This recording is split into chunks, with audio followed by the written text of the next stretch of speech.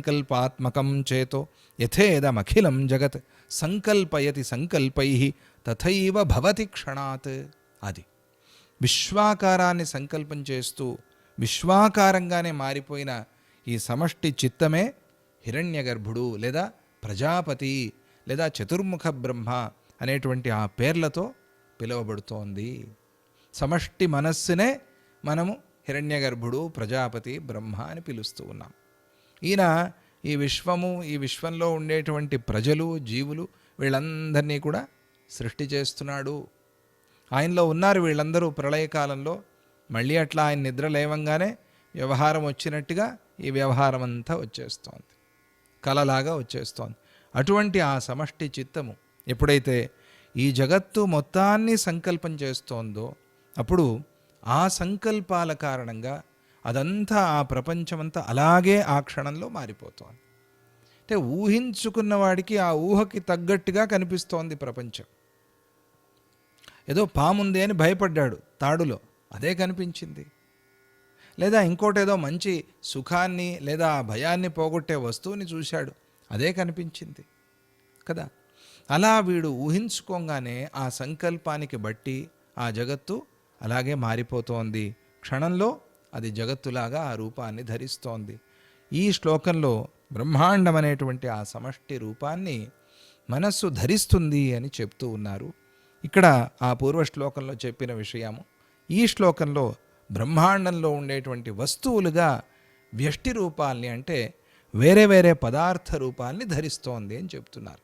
పూర్వము చెప్పిన ఆ శ్లోకానికి ఇక్కడ చెప్పిన ఆ శ్లోకానికి ఉండే తేడా ఏమిటి అంటే, ఇక్కడ పదార్థ రూపాలుగా ఆ మనస్సు తయారవుతోంది అనేటువంటి ఆ మాటని చెప్పారు. పూర్వం బ్రహ్మాండం, ఈ పెద్ద ఒక గుడ్డులాగా ఉండేటువంటి బ్రహ్మాండం తయారైంది.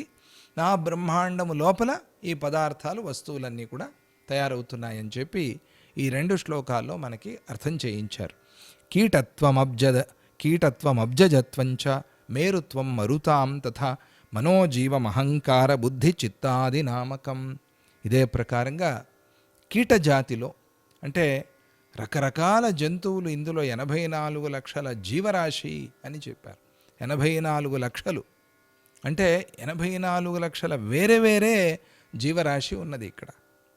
ఇప్పుడు చేపల్లో మనం మామూలుగా ఒక చేప అని పిలుస్తాం, కానీ ఆ చేపల్లో ఎన్ని జాతులు, ఎన్ని రకాలు. ఆ చేప ఈ చేపతో కలవదు, దానికి దీనికి పడదు. మళ్ళీ ఆ ఫ్యామిలీ వేరే, ఆ వంశము వేరే, ఆ కథ వేరే. అలా ఆ ప్రకారంగా మనం లెక్క వేసినప్పుడు శాస్త్రం చెప్పింది 84 లక్షల జీవరాశులు అని. అంటే ఎట్లాగైతే మనం మానవ జాతి అని పిలుస్తామో ఆ ప్రకారంగా జల జంతువుల్లో ఎన్నెన్నో రాశులు, ఎన్నెన్నో జాతులు. అలాగే ఇక కీటాల్లో కానీ ఎన్ని రకాల దోమలు, ఎన్ని రకాల ఈగలు. మనం అన్నీ ఈగలే అంటాం, కానీ సైంటిస్టులకి తెలుసు అది.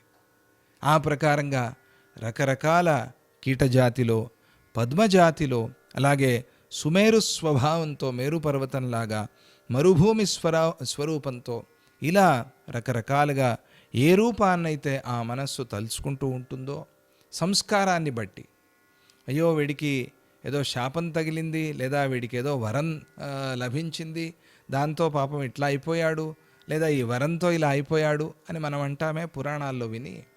దానికి కారణం ఏమిటి? వాడు చేసుకున్న కర్మ.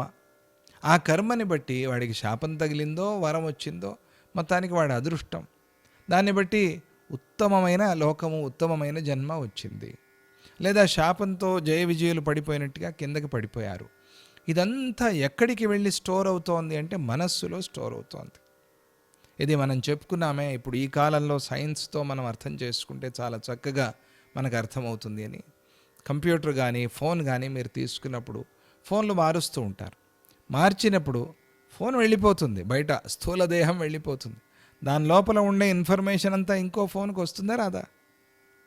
మీదే అదంతా. ఆ ఇన్ఫర్మేషన్ అంతా దీనికి వచ్చింది, కానీ ఆ స్థూలం వదిలేశారు. ఆ ప్రకారంగా సూక్ష్మంగా ఈ మనస్సు వాటన్నిటినీ ధరించి ఉంచింది. దాన్ని బట్టి ఆయా జన్మలు ఆ జీవులు ధరిస్తూ ఉన్నారు. ఆ రూపాన్ని ఆ మనస్సు ఆ క్షణంలో ధరిస్తోంది. ఇదే ప్రకారంగా ఆయా క్రియలు చేస్తూ జీవుడు అహంకారము, బుద్ధి, చిత్తము ఈ ప్రకారంగా రకరకాల పేర్లని ఆ మనస్సు పొందుతోంది. ఆ మనస్సుకే జీవుడని పేరు, అహంకారం అని పేరు, బుద్ధి అని పేరు, చిత్తము అని పేరు. మనస్సే నేను వేరే, ఇది నా ఫలానా అని అనుకోవటం ప్రారంభించిన తర్వాత ఆ జీవభావం వచ్చేసింది. అహంకారం, నేను నాది వచ్చింది అహంకారం, దాంతో అహంకారం అని పేరు వచ్చింది. ఇది ఫలానా, నాకు ఉపయోగం, నేను తీసుకుంటాను, ఇది నాకు వద్దు, నేను విడిచిపెట్టేస్తాను, ఈ రకమైన వ్యవహారంలో ఒక నిశ్చయ బుద్ధి, దానికి బుద్ధి అని పేరు వచ్చేసింది. ఇలాగే చిత్తము, ఇలా రకరకాల పేర్లని ఆ మనస్సే ధరిస్తోంది. సంకల్పతో ద్వితైకత్వం ఏత్యచేతో జగత్స్థితిం తనోతి తస్యాం తదను నానాతాం గచ్చతి స్వయం. అలాగే ఈ చిత్తము సంకల్పాల కారణంగా ద్విత్వము, ఏకత్వము అనేటువంటి ఆ రూపాల్ని ధరించి జగత్తుగా పరిణామం చెంది ఉంటోంది, మనకి చూపిస్తోంది. 1, 2 ఈ ప్రకారంగా సంఖ్యల రూపంలో ఇది మారిపోయి, ఇదిగో ఇది ఫలానా వస్తువు, ఇది ఫలానా వ్యక్తి, ఈ ప్రకారంగా చూపించే శక్తి నా మనస్సుకి ఉంది. ఇదంతా సంకల్పాత్మకంగా జరుగుతోంది, సంకల్పాల వల్ల జరుగుతోంది. మనస్సు ఎప్పుడైతే నిస్సంకల్పమైందో, అందుకనే మనం ఏదో మంచిగా భక్తిగా పూజ చేసుకున్నప్పుడో, లేదా మంత్రానుష్ఠానం జపం చేసినప్పుడో, లేదా ఏదైనా ఒక పారాయణ, సుందరకాండ, హనుమాన్ చాలీసా, భాగవతం లాంటి పారాయణ చేసినప్పుడు, లేదా ధ్యానము చేసినప్పుడు, ప్రాణాయామం చేసినప్పుడు మనసు చాలా నెమ్మదిగా బాగుందండి అని అంటాం. తర్వాత కూడా అది చేయాలి అని అనిపిస్తుంది.